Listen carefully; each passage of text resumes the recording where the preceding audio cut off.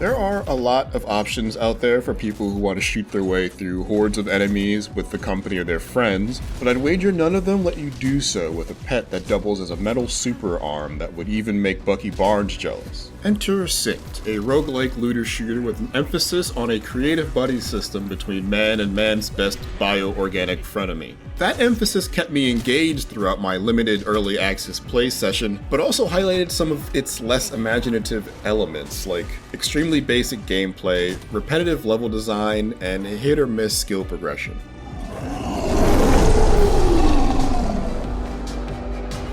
What stands out immediately is the setting, which puts a lot more science into the sci-fi post-apocalypse.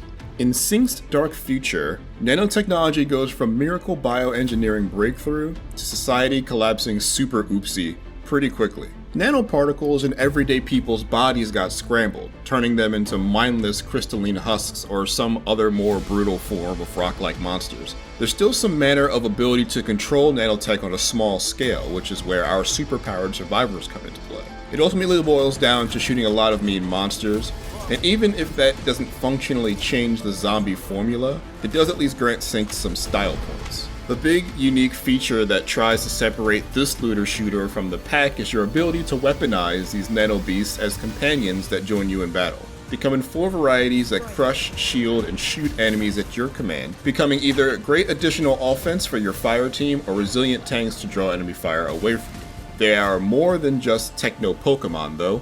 When not summoned to smash, they provide you with unique passive and active abilities, diversifying your kit options and always making their presence impactful. This is certainly the feature I am most interested in diving into in future iterations. The runners themselves, besides coming in various shapes, sizes, and temperaments, also have active and passive abilities specific to them. Glory does bonus damage when hitting enemy weak points, and can toss poisonous smoke that blocks sight. Some characters are more useful in PvE or PvP depending largely on these skills. All of Dr. Stone or Deadcut's abilities are useful in PvE, whereas Ragna's ability to detect rival runners doesn't apply in modes where there are none.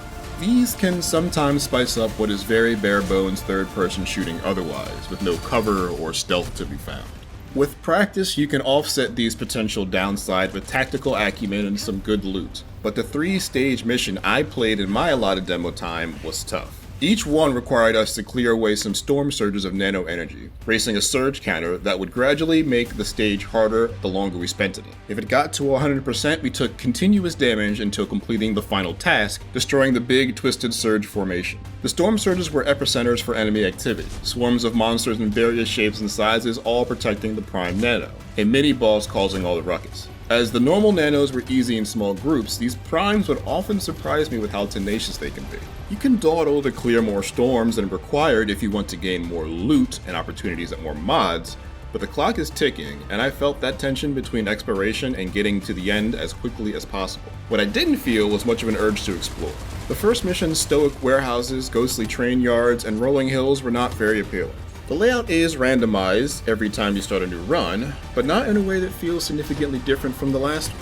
During missions, you get a currency from enemies that you can spend on upgrades that alter runners and their companions' offense and defense, roguelike style. I really got a kick out of this system, especially when the RNG was in my favor, giving me skills that doubled and tripled down on each other. With weapons being largely generic modern military fare, these upgrades added a flair that was really missing without them.